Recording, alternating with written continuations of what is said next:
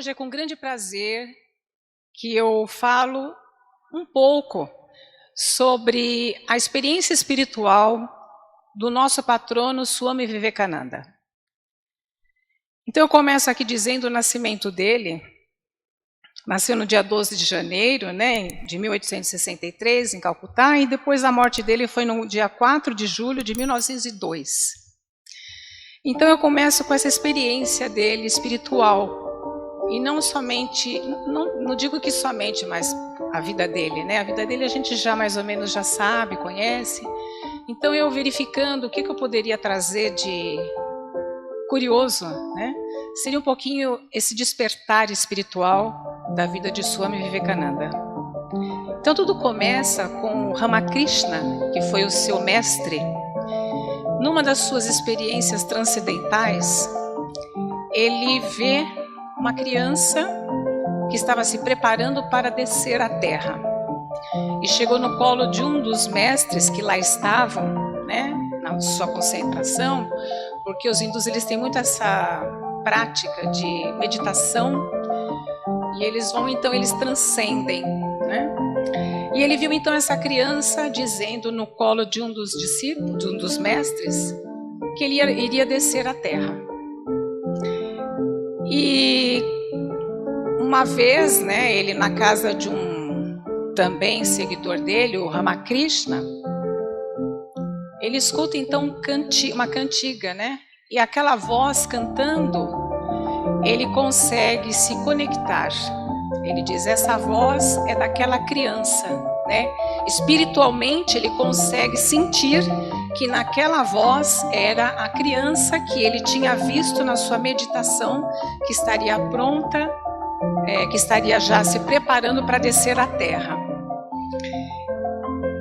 E ele então conhece o Naren, Naren, que logo após ele recebe o nome de Swami Vivekananda.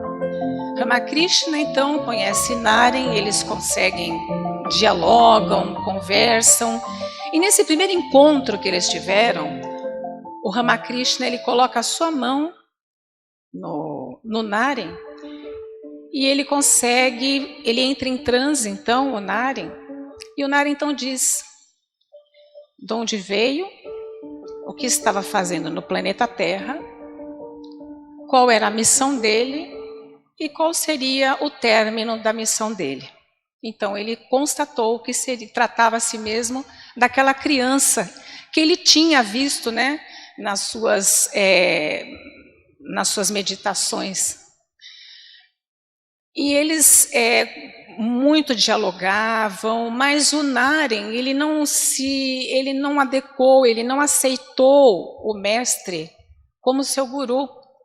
Ele demorou para aceitá-lo, porque ele era muito racionalista. Ele não era tudo que ele falava, que Ramakrishna falava, que o convencia. Ele precisava muito de constatações. Ele era estudado. Então o Ramakrishna falava, o seu conhecimento é bom, mas não é por aí, Então nós temos que nos valer, pela minha interpretação, nos valer do conhecimento, mas também do lado do entendimento espiritual também. E tudo que ele colocava, então eles dialogavam muito. O Naren, ele não aceitava muito imagens, divindades, essas coisas. Ele acreditava no Deus impessoal. Que ele não era assim consagrado por meio de uma imagem, por meio de uma divindade. Então ele entendia Deus impessoal. E o Ramakrishna tinha a mãe divina, na qual ele fazia as suas meditações, fazia os seus pedidos. E ele dizia, o Ramakrishna, para o Swami Vivekananda, você tem muita fé. Isso é importante, mas você precisa ter um pouco mais do que isso. E nesses encontros, então, ele não conseguia aceitar que o universo estava repleto da divindade. né? O Krishna não entendia isso. Até que uma vez os pais dele estavam passando por uma dificuldade financeira muito grande. Então ele pediu para o Ramakrishna pedir para aquela tal de mãe divina para que o ajudasse. O que ele ia fazer? Como é que ele ia, né? E o Ramakrishna falou: por que você não vai fazer isso? Vai você até lá e faça isso. E ele então foi. Só que quando ele chegou lá pela primeira vez, ele entrou num transe, porque ele sentiu uma energia tão profunda, ele mergulhou naquela energia e ficou absorto naquilo. Quando ele retornou, o Ramakrishna falou para ele: e você então pediu? Ele disse: não, eu não consegui pedir. Por quê? Porque eu fiquei envolvido naquela energia tão profunda que eu mergulhei e eu acabei me esquecendo de pedir. Eu não me senti mais onde estou. Pela segunda vez, ele chegou e foi fazer a mesma coisa. Mesmo pedido. E a experiência novamente se repetiu. Ele chegou lá, ele chegava em frente a essa mãe divina e ele então entrava num transe, né? O que a gente entende sobre isso? O transe é aquele mergulho de consciência, né? Quando você vai no âmago da consciência, no âmago da energia, quando a energia ela é tão forte, você se conecta com aquilo e você então mergulha com tudo.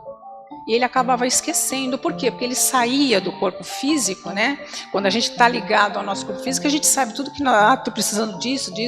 Então ele acabava se envolvendo naquela energia tão ampla que ele acabava se desligando do que de fato ele precisava e o motivo pelo qual ele estava lá.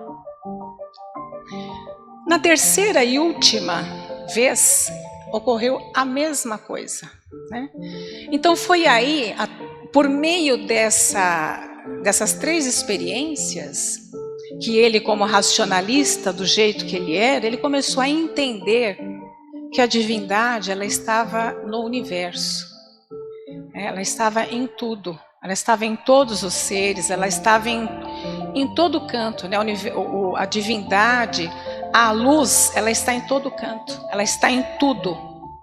E ele então conseguiu conectar-se com isso e entender que não era uma coisa impessoal. Ele podia dialogar com a mãe divina, como ele não estava acreditando que aquilo fosse possível, né? Porque a divindade ela está em toda parte. Aí foi quando ele conseguiu entender, conseguiu aceitar, não entender, mas aceitar Ramakrishna como seu guru, como seu mestre. E o Ramakrishna então passou muitas experiências para ele, né? Passou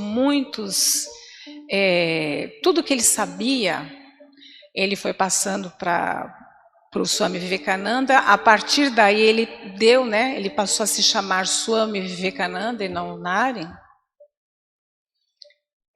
Tudo que ele sabia ele passou para ele, e ele já estava sabendo, Ramakrishna, que ele iria partir, né? Quando chegou próximo à sua morte, né? O seu desencarne, ele então preparou o Swami Vivekananda para ficar no lugar dele. Passou os discípulos, né? Todos os discípulos que o seguiam, para que eles começassem a seguir o Swami Vivekananda doravante. E Vivekananda então passou a ter uma vida humilde, uma vida simples. Ele deixou de ser tão racionalista. E foi quando em Chicago, 1893, teve o Parlamento das Religiões. Aqui. O Parlamento das Religiões, né? Onde todas as religiões elas se encontraram, né? E nesse momento, então, ele levantou 7.000 pessoas a favor, assim, ouvindo, né? Ele foi ovacionado, vamos dizer assim, por 7.000 pessoas, e no qual ele dizia o seguinte, que a divindade está em todos os seres. A divindade, ela está no planeta. Então ele chegou a essa conclusão. Então esse parlamento das religiões foi um momento muito assim, marcante, né, nessa trajetória de Swami Vivekananda. Entre outras coisas, ele também era muito voltado para a área da educação, era muito voltado para os estudos, mas ele passou a entender também que esse lado espiritual, né, também estava tendo uma grande relevância, né, na questão racionalista dele. Então ele passou a ser uma pessoa mais, a perceber mais, né, a fazer essa parte transcendental. E o Ramakrishna também, ele trabalhava muito esse lado, né, da meditação, da transcendência. Então ele trabalhava muito em cada discípulo dele aquilo que ele achava que seria necessário, como a meditação, alimentação. Então ele fazia um apanhado de tudo isso para ajudar os seus discípulos, né? Ele via aquele discípulo que mais precisava de determinado fato e aonde ele aplicava. E existem aqui também algumas obras do Swami Vivekananda, que é professor mundial, o Karma Yoga e Educação da Vontade, Epopeias da Índia Antiga, o Raja Yoga, o Caminho Real, 4 yogas de autorrealização e o que é religião, entre outros, né? Esses são apenas alguns. Existem outras obras também. Então essas são algumas obras que estão disponibilizadas em sebo, em lojas, que a gente pode adquiri-las. Mas o que a gente pode perceber é o seguinte, é que o nosso patrono, o Antônio Oliveira Rodrigues, ele teve a influência de grandes personagens, dotados de muita luz, dotados de uma vida muito diferente, né, que tiveram uma particularidade especial. Então, a partir daí, a gente vê que o círculo ele é composto de patronos que têm um alto teor de espiritualidade. Então isso tudo é um fato muito importante para todos nós. Ainda hoje eu conversei com um rapaz, ele disse que ele já visitou outros lugares e que ele percebeu que todos têm o mesmo diálogo, né? Na mesma vertente, porém de formas diferentes, como se fossem línguas diferentes. Mas ele disse assim, que o que ele encontra, a energia que ele encontra aqui no círculo, ele não consegue encontrar nessas outras, né?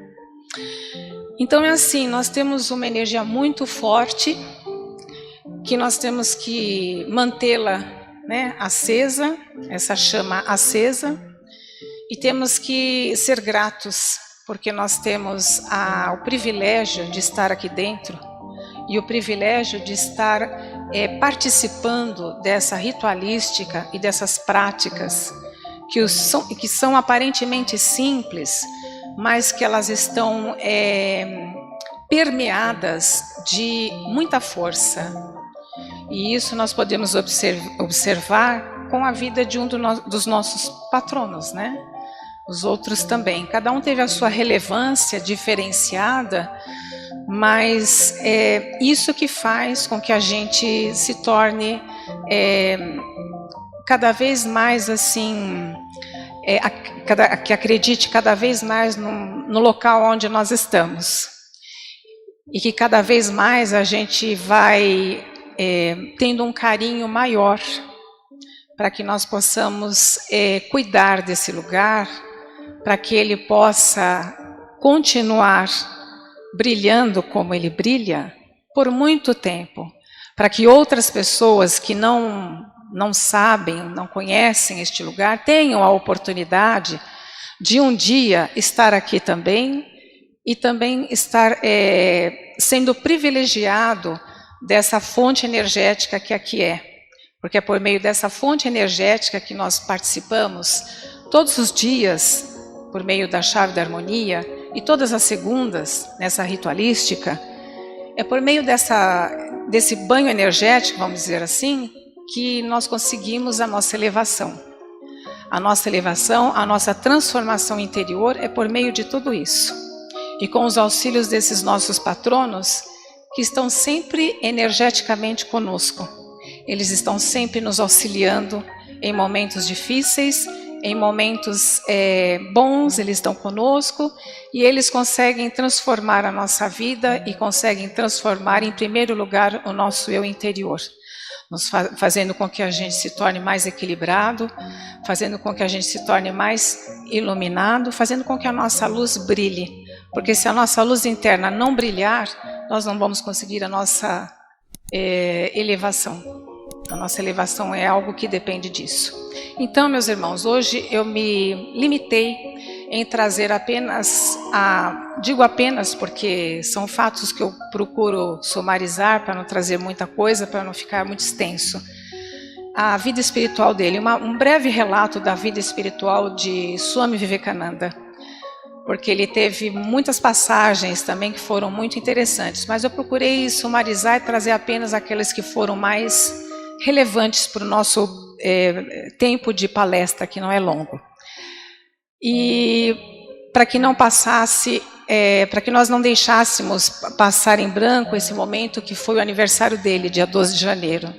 Porque nós temos sempre que fazer uma homenagem para todos os nossos patronos, que aqui estão nos ajudando, nos iluminando e mantendo esta ordem em pé, firme, do jeito que ela está, e nós, com ela e com eles, ajudando para que isto se prolongue por muitos anos.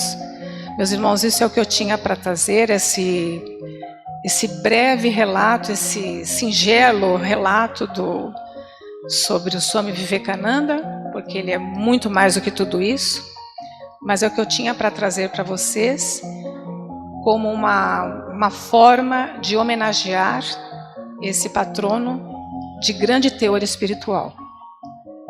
Eu espero que todos tenham entendido mais ou menos, né? E agradeço mais uma vez vocês estarem aqui e agradeço pelo Cósmico, por eu estar aqui, por ter esta oportunidade de estar aqui, me aprimorando e passando alguma informação para que eu possa ser útil para vocês. Eu agradeço mais uma vez a todos vocês e saúdo a todos com vibrações de harmonia, amor, verdade e justiça. Que assim seja.